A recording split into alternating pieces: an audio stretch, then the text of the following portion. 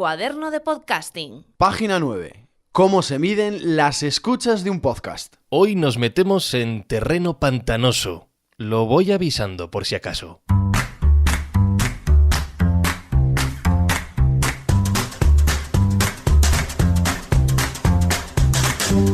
Cuando arrancas un podcast, una de las mayores preocupaciones es saber cuánta gente te está escuchando, cuántas descargas has tenido en cada episodio. Y sobre este tema hay mucha tela que cortar. En primer lugar, porque no es lo mismo una descarga que una escucha que un oyente. Un problema que los medidores de podcast han tratado de superar durante años y que hoy por hoy está resuelto al 97%. Esta cifra no la digo yo, esta cifra la dio un ejecutivo de Midroll, que es una de las mayores compañías americanas del mundo del podcasting, en la conferencia de la National Association of Broadcasters de Estados Unidos. Vamos a intentar explicar cada concepto y a entender los pasos que se han dado para que todo el mundo tenga claro qué significan los números que están viendo.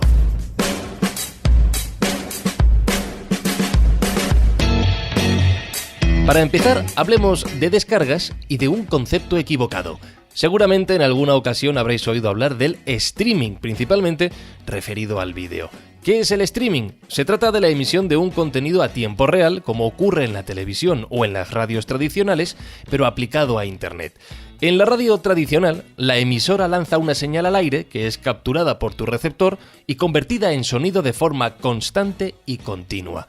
Si esa emisión falla o no llega bien, el sonido se cortará o tendrá interferencias. Pues en Internet ocurre lo mismo. Cuando se hace streaming, el emisor lanza una señal continua que tu ordenador o móvil van recibiendo y convirtiendo en vídeo o audio, lo que toque. Si hay fallos o mala conexión a Internet, el vídeo se cortará porque se recibe casi a tiempo real. Espero que hasta aquí todo haya quedado claro.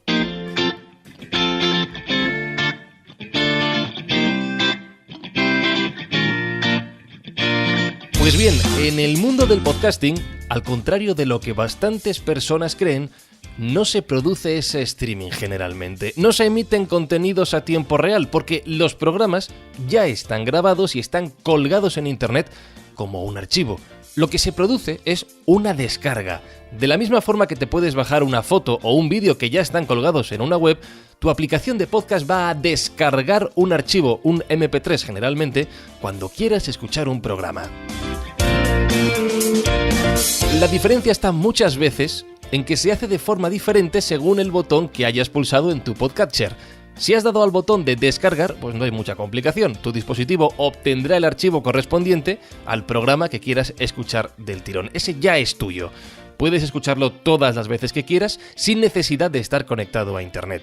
Para las estadísticas del podcast, una descarga más. Pero ¿qué ocurre si le damos al botón de play para simplemente ir escuchando el programa?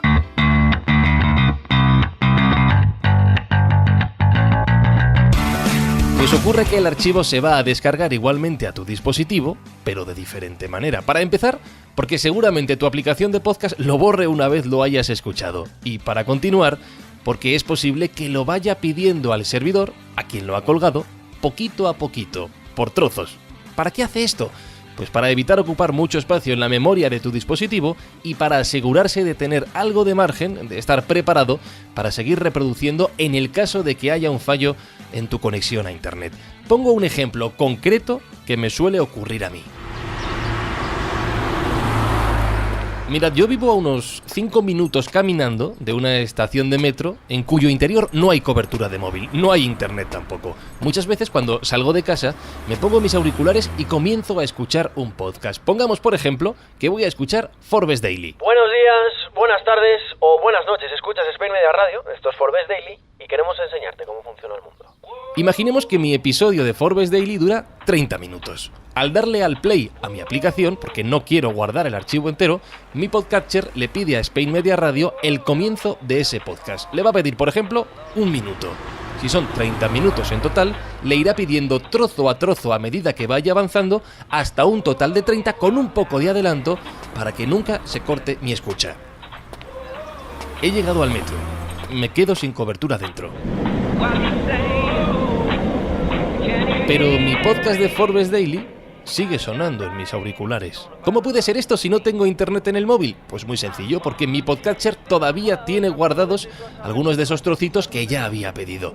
¿Cuántos tiene? No lo sé. Lo que me suele ocurrir a mí es que a mitad de camino en el tren se me acaba ese margen y me quedo a medias porque mi móvil no puede seguir cargando el archivo. Afortunadamente, en mi caso, 2 paradas de metro más allá, vuelvo a tener conexión. De Forbes Daily, saludos de Sergio Núñez, @SergioF9. Pero fijaos que en este tiempo, mi móvil ha comenzado a reproducir ese archivo de Forbes Daily 2 veces. ¿Eso significa que van a aparecer 2 descargas gracias a mí? Es más, a lo mejor ha hecho 7 u 8 peticiones de trocitos en el tiempo que llevo escuchando. ¿Van a aparecer 7 u 8 descargas solo con mi reproducción del podcast? No suena muy real, ¿verdad? Bueno, pues esto ha estado ocurriendo en el mundo del podcasting durante muchos años.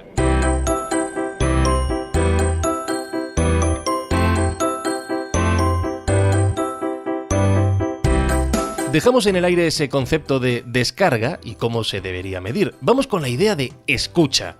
Porque yo de nuevo podría salir de mi casa y pensar, ostras, pues en lugar de darle al play, le voy a dar a descargar el archivo completo y así me evito el problema de la falta de cobertura. Perfecto. Me voy a descargar ahora un episodio de El Enganche. Bien, ahí está, descargándose. Tarda unos 25 segundos. Pues en cuanto termine de bajar, le doy al play. Vaya. Justo ahora me están llamando, a ver qué quieren. Pongamos que esta conversación de teléfono dura tanto que se me olvida que me he bajado el podcast del Enganche, que nunca lo voy a reproducir porque se me ha ido de la cabeza. Esa descarga está hecha, esa descarga es real. El servidor del podcaster contará una descarga más. Perfecto, bien. ¿Pero se ha producido una escucha? No. ¿Creéis que un posible anunciante estará contento si se entera de que le has dicho que se producen descargas que realmente nadie escucha? No lo creo porque no van a oír su anuncio. O le doy la vuelta incluso. ¿Qué ocurre si ese capítulo de El Enganche me ha gustado tanto que lo oigo 3 veces? Y además se lo voy a copiar a un amigo mío para que lo oiga porque creo que le va a gustar. ¿Cómo medimos que ha habido 4 escuchas con una sola descarga? Son 2 conceptos diferentes.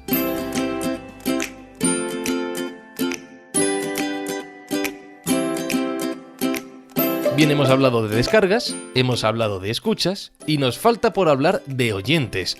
Pongamos que esta vez he salido de casa escuchando Ración de NBA. Miramos este equipo y es otro equipo distinto a la temporada regular. O sea, primero si se acaba incorporando Steph Curry, pero antes que eso... Pero he salido de casa con el episodio ya comenzado porque cuando estaba arriba comencé a escucharlo en mi ordenador.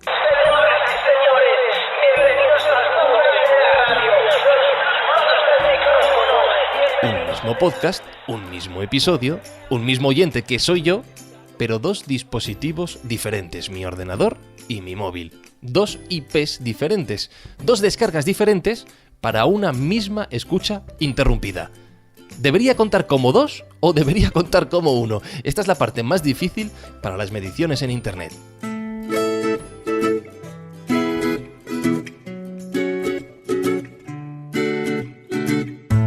Hemos dejado muchas preguntas y muchos conceptos en el aire y antes de comenzar a resolverlo todo, os quiero contar una cosa. Esto que le está ocurriendo al podcasting en estos años le ha pasado antes a las páginas web y también a los vídeos, como por ejemplo a YouTube. Y si bien no se ha conseguido resolver al 100%, porque hay cosas casi imposibles, sí han alcanzado unos estándares que todos los agentes implicados aceptan como válidos. ¿Por qué el podcasting todavía no ha llegado a ese punto? La respuesta es muy sencilla, porque nuestro mundillo ha empezado a crecer más tarde, y mientras ellos ya son adultos, nosotros apenas estamos entrando en la adolescencia.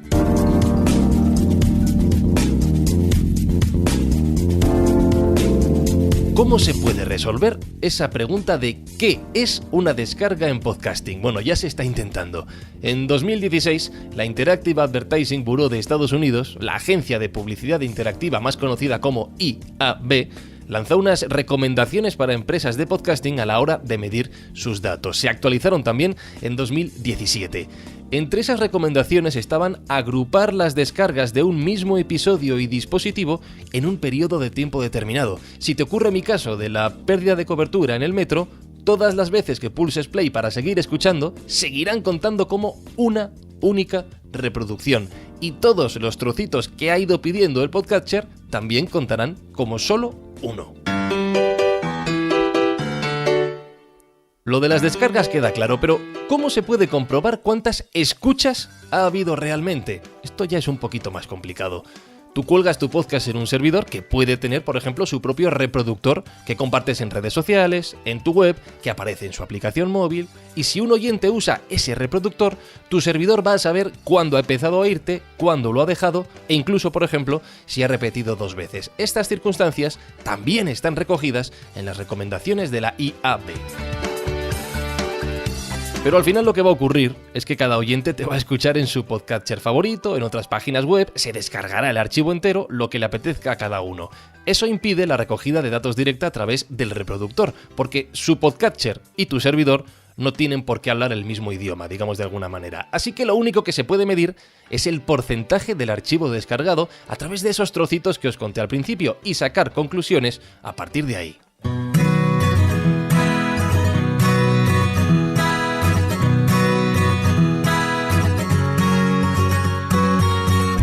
Muchas empresas de podcasting ya han anunciado que han empezado a seguir estas recomendaciones de la IAB norteamericana. Entre ellas, y por mencionar casos que afectan a España, iVoox o Spreaker como servidores y Podium Podcast o Quonda como productoras ya lo están haciendo. Spain Media Radio está en camino. ¿Cuál ha sido el efecto de este cambio de criterio en las mediciones? Pues lógicamente que muchos números han bajado. A mucha gente le ha dolido y otros, sin embargo, no han notado una gran diferencia. La bajada en las estadísticas depende de muchos factores, pero como media se ha recortado en un 20 o 30% de las cifras originales. Esto escuece mucho, pero ayuda a crecer. Es un paso necesario para generar confianza en los posibles patrocinadores que quieren saber con seguridad cuánta gente va a escuchar el anuncio que pongan en tu podcast. Una tranquilidad que ya tienen en otros canales de comunicación. Al principio de esta página he hecho referencia a ese ejecutivo de Midroll que decía que todo este problema está solventado en un 97%. Pues bien, ¿cuál es el 3% restante a su juicio? Como os contaba, la IAB recomienda agrupar todas las peticiones de un archivo en un periodo de tiempo determinado, concretamente en 24 horas. Sin embargo, a juicio de este experto, hay compañías que están jugando a acortar este periodo para sumar más descargas en sus estadísticas. Sería conveniente que en un futuro alguien pudiera auditar que realmente se cumplen las normas que la industria establezca.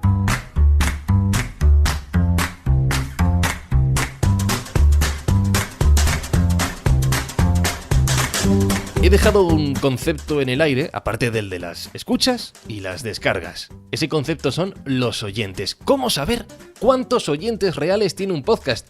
Esto es lo más complicado de todo. De hecho, es imposible saber a ciencia cierta cuántos lectores tiene una web o cuántos espectadores tiene un vídeo en internet. Para eso, en el mundo offline, están las encuestas, como el EGM en la radio, que ya empieza a poner su vista también sobre el podcasting. El concepto más cercano que se maneja desde hace años en la red es el de usuario único. Esto ya es un poquito más farragoso de explicar, así que a todos los curiosos os animo a buscarlo en internet y, por supuesto, también a consultar las recomendaciones de la IAB para mediciones de podcasting que están disponibles en su página web. Lo avisé al principio, esta página del cuaderno de podcasting iba a ser bastante farragosa.